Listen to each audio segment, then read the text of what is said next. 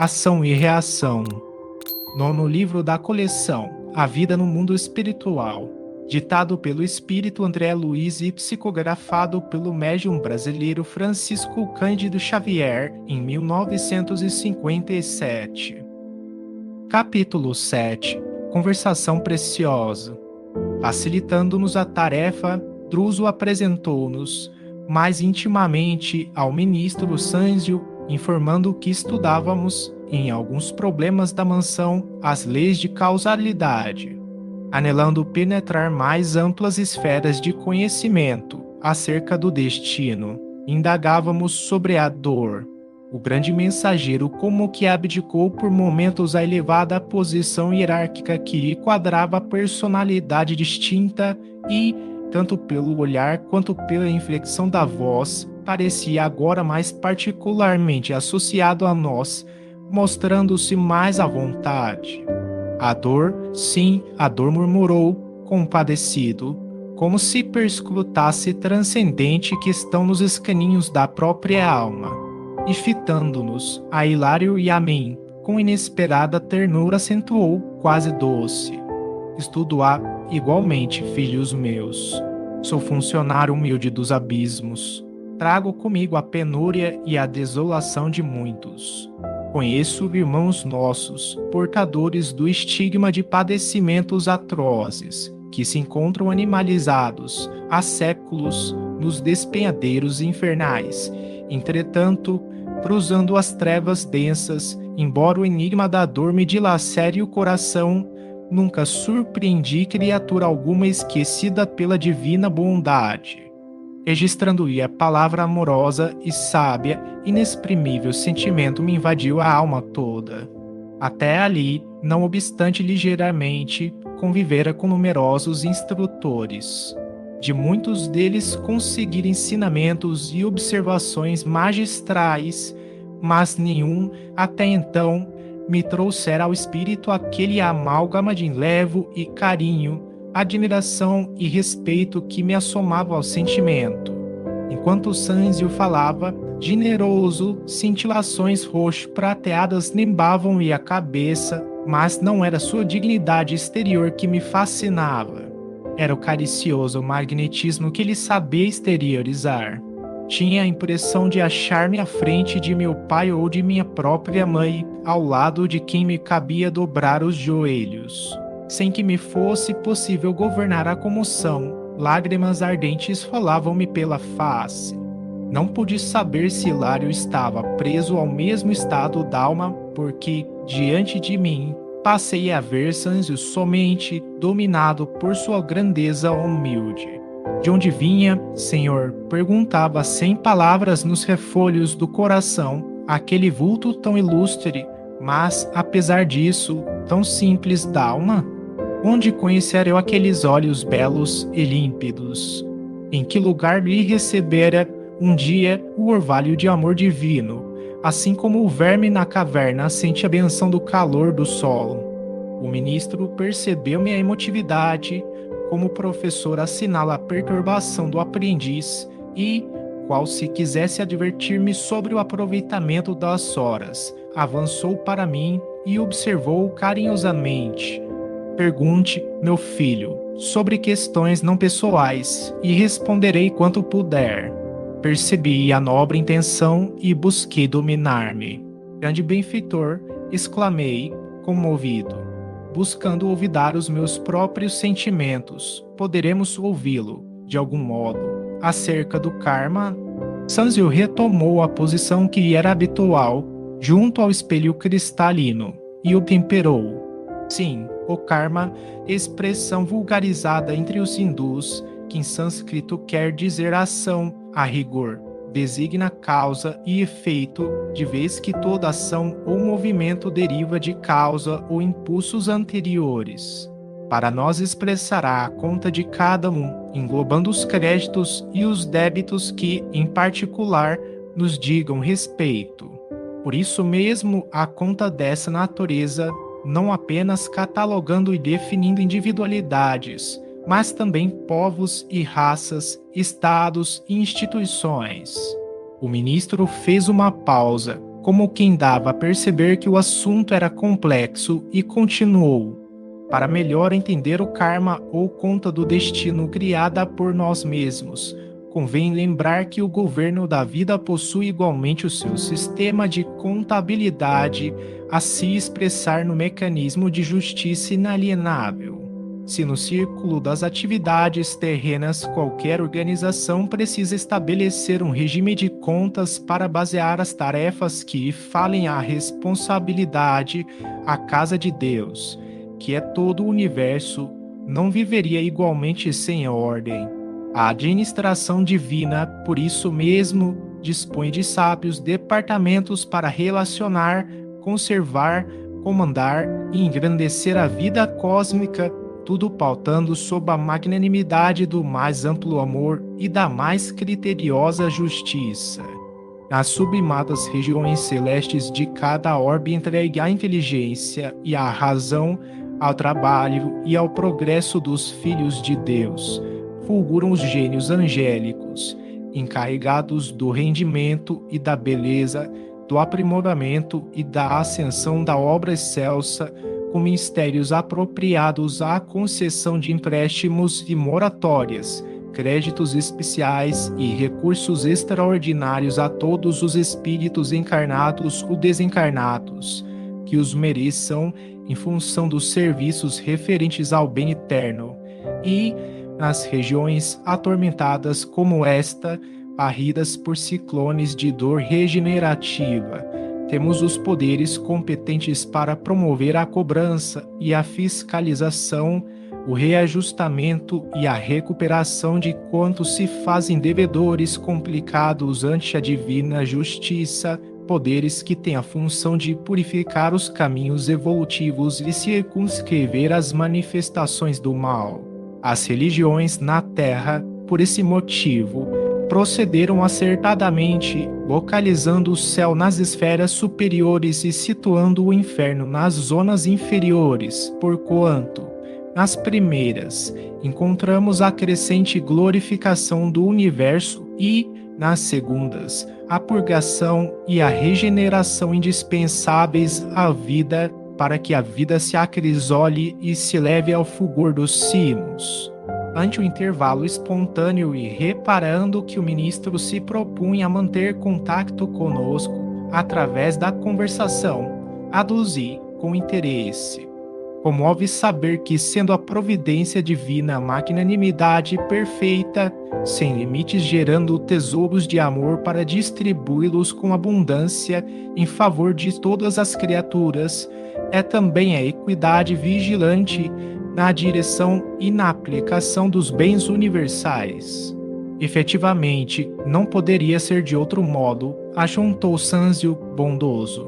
Em assuntos da lei de causa e efeito, é imperioso não olvidar que todos os valores da vida, desde as mais remotas constelações à mais mínima partícula subatômica, pertencem a Deus, cujos inabordáveis desígnios podem alterar e renovar, anular ou reconstruir tudo o que está feito.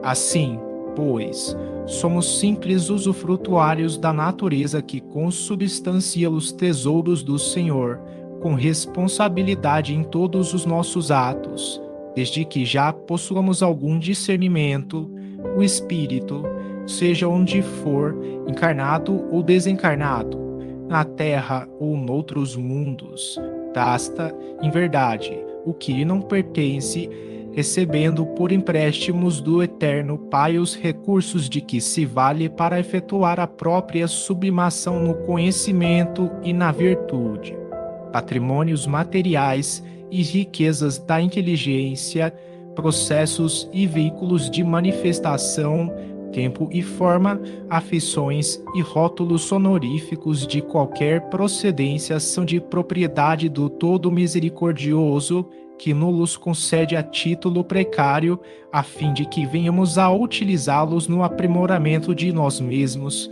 marchando nas largas linhas da experiência, de modo a entrarmos na posse definitiva dos valores eternos, sintetizados no amor e na sabedoria com que, em futuro remoto, e retrataremos a glória soberana.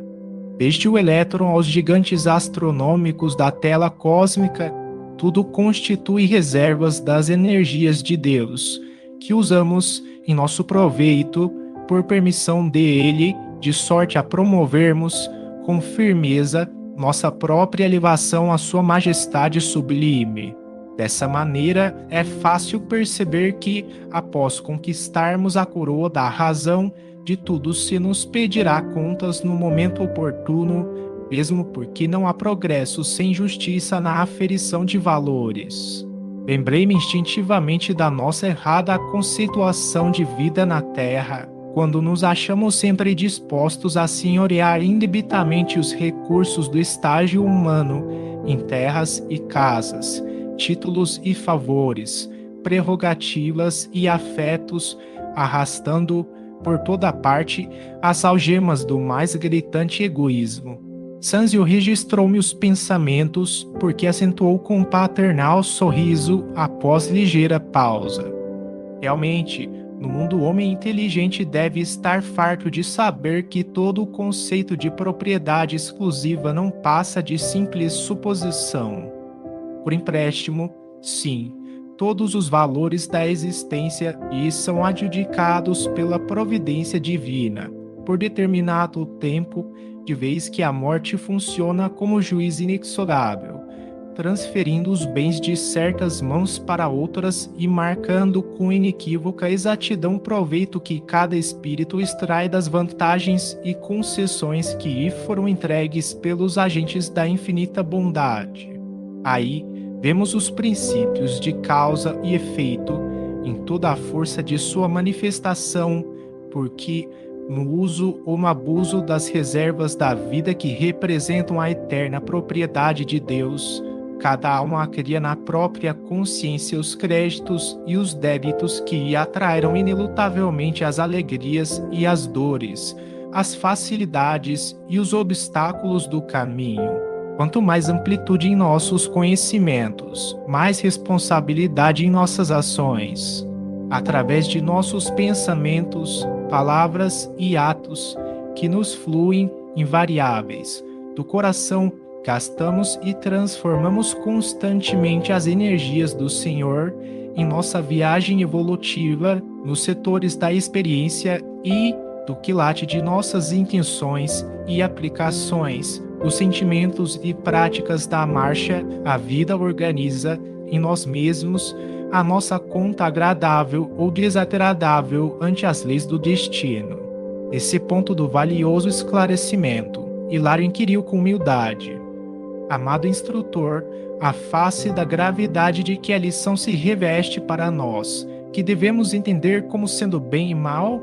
Sanzio fez um gesto de tolerância bondosa e replicou: evitemos o mergulho nos labirintos da filosofia, não obstante o respeito que a filosofia nos merece, porquanto não nos achamos num cenáculo simplesmente destinado à esgrima da palavra. Busquemos, antes de tudo, simplificar. É fácil conhecer o bem quando o nosso coração se nutre de boa vontade à frente da lei. O bem, meu amigo, é o progresso e a felicidade, a segurança e a justiça para todos os nossos semelhantes e para todas as criaturas de nossa estrada, aos quais devemos empenhar as conveniências de nosso exclusivismo, mas sem qualquer constrangimento por parte de ordenações puramente humanas, que nos colocariam em falsa posição no serviço, por atuarem de fora para dentro, gerando, muitas vezes, em nosso cosmo interior, para nosso prejuízo, a indisciplina e a revolta. O bem será, desse modo, nossa decidida cooperação com a lei a favor de todos, ainda mesmo que isso nos custe a renunciação mais completa, visto não ignorarmos que, auxiliando a lei do Senhor e agindo de conformidade com ela, seremos por ela ajudados e sustentados no campo dos valores imperecíveis. E o mal será sempre representado por aquela triste vocação do bem unicamente para nós mesmos, a expressar-se no egoísmo e na vaidade, na insensatez e no orgulho que nos assinalam a permanência nas linhas inferiores do espírito. Fim da breve pausa, o ministro ajuntou: possuímos em nosso Senhor Jesus Cristo o paradigma do eterno bem sobre a terra. Tendo dado tudo de si em benefício dos outros, não hesitou em aceitar o supremo sacrifício no auxílio a todos, para que o bem de todos prevalecesse, ainda mesmo que a ele, em particular, se reservassem a incompreensão e o sofrimento, a flagelação e a morte. Em vista da pausa que se fizera espontânea, ousei ainda interrogar, faminto de luz: generoso amigo, poderíamos ouvi-lo de alguma sorte quanto aos sinais kármicos que trazemos em nós mesmos? Sanzio refletiu alguns momentos e ponderou: é muito difícil penetrar o sentido das leis divinas com os recursos limitados da palavra humana. Ainda assim, iniciemos o tentame recorrendo a imagens tão simples quanto seja possível. Apesar da impropriedade, comparemos a esfera humana ao reino vegetal. Cada planta produz na época própria, segundo a espécie a que se ajusta, e cada alma estabelece para si mesma as circunstâncias felizes ou infelizes em que se encontra, conforme as ações que pratica através de seus sentimentos, ideias e decisões na peregrinação evolutiva. A planta, de começo, jaz encerrada no embrião, e o destino, ao princípio de cada nova existência, está guardado na mente. Com o tempo, a planta germina, desenvolve-se, floresce e frutifica e, também com o tempo, a alma desabrocha ao sol da eternidade, cresce em conhecimento e virtude, floresce em beleza e entendimento e frutifica em amor e sabedoria. A planta, porém, é uma crisálida de consciência que dorme largos milênios, rigidamente presa aos princípios da genética vulgar que impõe os caracteres dos antepassados, e a alma humana é uma consciência formada retratando em si as leis que governam a vida e, por isso, já dispõe, até certo ponto, de faculdades com que influir na genética, modificando-lhe a estrutura, porque a consciência responsável herda sempre de si mesma, ajustada às consciências que lhe são afins. Nossa mente guarda consigo, em germe, os acontecimentos agradáveis ou desagradáveis que a surpreenderão amanhã, assim como a pevide minúscula encerra potencialmente a planta produtiva em que se transformará no futuro. Nessa altura, Hilário perguntou, inquieto: não teremos, desse postulado, a consagração do determinismo de ordem absoluta? Se trazemos hoje, no campo mental, tudo aquilo que nos sucederá amanhã. Sanzio, contudo, esclareceu, complacente: sim, nas esferas primárias da evolução, o determinismo pode ser considerado irresistível, e o mineral obedecendo a leis invariáveis de coesão e o vegetal respondendo, fiel aos princípios organogênicos. Mas, na consciência humana, a razão e a vontade, o conhecimento e o discernimento entram em função nas forças do destino, conferindo ao espírito as responsabilidades naturais que deve possuir sobre si mesmo. Por isso, embora nos reconheçamos subordinados aos efeitos de nossas próprias ações, não podemos ignorar que o comportamento de cada um de nós, dentro desse determinismo relativo, decorrente de nossa própria conduta, pode significar liberação abreviada ou cativeiro maior, agravo ou melhoria em nossa condição de almas endividadas perante a lei. Mas, ainda mesmo nas piores posições expiatórias, inquiri, goza a consciência dos direitos inerentes ao livre-arbítrio? Como não?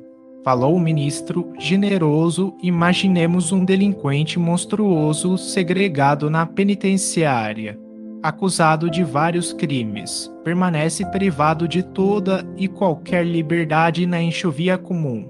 Ainda assim, na hipótese de aproveitar o tempo no cárcere para servir espontaneamente à ordem e ao bem-estar das autoridades e dos companheiros, acatando com humildade e respeito as disposições da lei que o corrige. Atitude essa que resulta de seu livre-arbítrio para ajudar ou desajudar a si mesmo. A breve tempo, esse prisioneiro começa por atrair a simpatia daqueles que o cercam, avançando com segurança para a recuperação de si mesmo. O raciocínio era claro, mas, não desejando perder o fio da lição simples e preciosa, indaguei: Venerável benfeitor, para nossa edificação, poderemos recolher mais amplas anotações sobre a melhor maneira de colaborar com a lei divina em nosso próprio favor? Dispomos de algum meio para escapar à justiça? Sanzio sorriu e observou: Da justiça ninguém fugirá, mesmo porque a nossa consciência, em acordando para a santidade da vida, aspira a resgatar dignamente todos os débitos de que se onerou perante a bondade de Deus. Entretanto, o amor infinito do Pai Celeste brilha em todos os processos de reajuste. Assim é que, se claudicamos nessa ou naquela experiência indispensável à conquista da luz que o Supremo Senhor nos reserva, é necessário nos adaptemos à justa recapitulação das experiências frustradas, utilizando os patrimônios do tempo. Figuremos um homem acovardado diante da luta, perpetrando suicídio aos 40 anos de idade no corpo físico.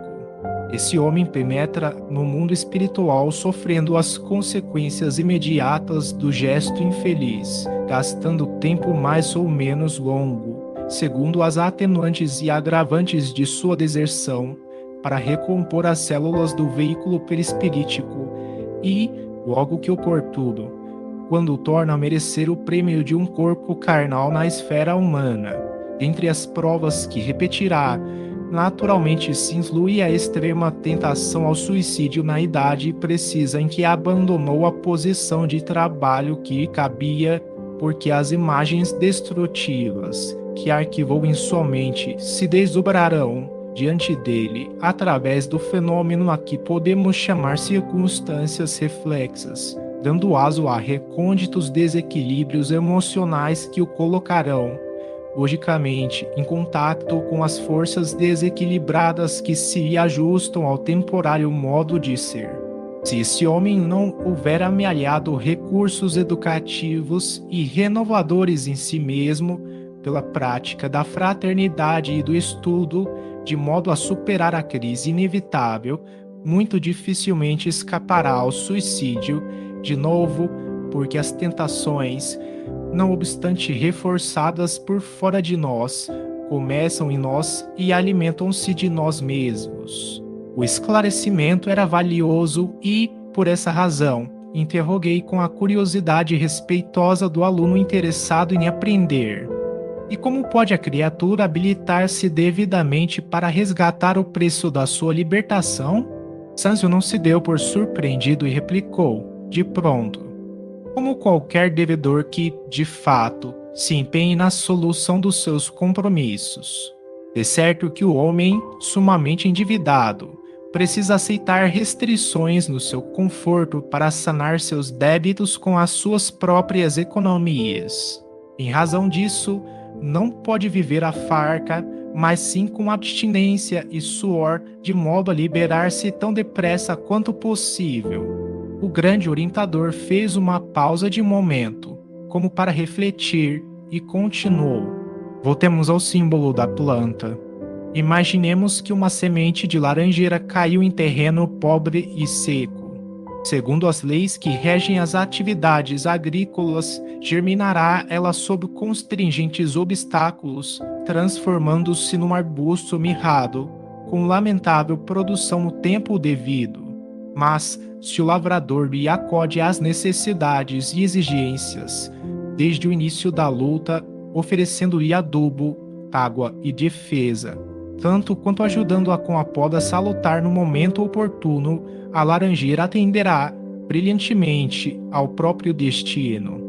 Semelhantes cuidados, No entanto, devem ser postos em ação na hora justa, isto é, quando na terra a alma, e tanto quanto possível deve começar essa restauração nos melhores tempos da jornada física. Hilário, que acompanhava a exposição, fascinado quanto mesmo pela lógica daquelas palavras sábias e simples, interrogou: e quando a criatura não pode contar, na infância ou na mocidade, com preceptores afeiçoados ao bem, capazes de funcionar como lavradores diligentes, junto daqueles que recomeçam a luta humana? Sem dúvida, ponderou o ministro, a meninice e a juventude são as épocas mais adequadas à construção da fortaleza moral com que a alma encarnada deve tecer gradativamente a coroa da vitória que lhe cabe atingir. Entretanto, é imperioso entender que, no espírito consciente, a vontade simboliza o lavrador a que nos reportamos e o adubo, a irrigação e a poda constituem o serviço incessante a que deve consagrar-se nossa vontade, na recomposição de nossos próprios destinos. Em vista disso, todo minuto da vida é importante para renovar e redimir, aprimorar e purificar. Compreendamos que a tempestade, como símbolo de crise, surgirá para todos, em determinado momento. Contudo, quem puder dispor de abrigo certo, superar-lhe-á os perigos com desassombro e valor. A explicação alcançava-nos a mente qual reste de sol penetrando um cubículo escuro. Meu colega, no entanto, voltou a considerar. Ação por ação, temos igualmente muito trabalho, depois da morte do corpo denso. Assim como perpetramos faltas na carne para sofrer-lhes, muitas vezes as consequências aqui é natural que por nossas ações deploráveis, aqui venhamos a padecer na carne, perfeitamente confirmou o Sâncio bondoso nossas manifestações contrárias à lei divina, que é invariavelmente o bem de todos, são corrigidas em qualquer parte. Há, por isso, expiações no céu e na terra. Muitos desencarnados que se enleiam em desregramentos passionais até as raias do crime, por mente, nos processos de obsessão, não obstante advertidos pela própria consciência e pelos avisos respeitáveis de instrutores benevolentes, criam para si mesmos pesadas e afetivas contas com a vida, cujo resgate lhes reclama luta e sacrifício em tempo longo. Aliás, com alusão ao assunto, é justo lembrar que o nosso esforço de auto-reajustamento na vida espiritual, antes da reencarnação, na maioria das circunstâncias ameniza-nos a posição, garantindo-nos uma infância e uma juventude repletas de esperança e tranquilidade, para as recapitulações a se efetuarem na natureza, exceção feita, naturalmente, aos problemas de dura e imediata expiação, os quais a alma é compelida a tolerar rígidos padecimentos, muitas vezes desde o ventre materno, tanto quanto os desenganos e os achaques, as humilhações e as dores da velhice ou da longa enfermidade, antes do túmulo. Essas dores, angústias e sofrimentos vários nos suavizam a ficha de espíritos devedores, permitindo-nos a abençoada trégua nos primeiros tempos da esfera espiritual, logo após a peregrinação pelo campo físico. A maioria das pessoas encarnadas no mundo, ao atingirem a idade provecta, habitualmente se confiam, nas últimas fases da existência, à ponderação e à meditação, à serenidade e à doçura. As mentes infantis, ainda mesmo na senectude das forças genuinamente materiais, continuam levianas e irresponsáveis. Mas os corações amadurecidos no conhecimento se valem, por intuição natural, da velhice ou da dor para raciocinar com mais segurança, seja consagrando-se à fé nos templos religiosos, com que asseguram a si próprios mais amplo equilíbrio íntimo, seja devotando-se à caridade, com o que batem na memória as recordações menos desejáveis, preparando, assim, com louvável acerto e admirável sabedoria, a irrevogável passagem para a vida maior. Conclui, pelo olhar de Druso, que a nossa entrevista estava prestes a encerrar-se. Por isso, aventurei ainda uma indagação. Ministro amigo, compreendendo que há dívidas que, por sua natureza e extensão, exigem de nós várias existências ou romagens na carne terrestre para o respectivo resgate, como apreciá-las do ponto de vista da memória? Sinto, por exemplo, que tenho na retaguarda imensos débitos para ressarcir, dos quais não me lembro agora. Sim, explicou ele, a questão é de tempo. À medida que nos demoramos aqui na organização perispirítica, no fiel cumprimento de nossas obrigações para com a lei, mais se nos dilata o poder memônico. Avançando em lucidez, abarcamos mais amplos domínios da memória. Assim é que, depois de largos anos em serviço nas zonas espirituais da Terra, entramos espontaneamente na faixa de recordações menos felizes, identificando novas extensões de nosso karma ou de nossa conta e, embora sejamos reconhecidos a benevolência dos instrutores e amigos que nos perdoam o passado menos digno, jamais condescendemos com as nossas próprias fraquezas e, por isso, vemo-nos impelidos a solicitar das autoridades superiores novas reencarnações difíceis e provitosas, que nos reeduquem ou nos aproximem da redenção necessária. Compreenderam? Sim, havíamos entendido. Sanzio fitou o diretor da casa, como a dizer-lhe que o horário se esgotara, e Druso lembrou, com gentileza, que não devíamos reter o instrutor atencioso e complacente. Agradecemos com humildade as lições recebidas, enquanto o ministro voltava à câmara brilhante, onde a neblina móvel passou, de novo, a adensar-se, apagando-lhe a figura venerável aos nossos olhos. Em breves minutos, o ambiente retomou os característicos que lhe eram habituais e a palavra comovedora de Druso em prece encerrou a inovidável reunião.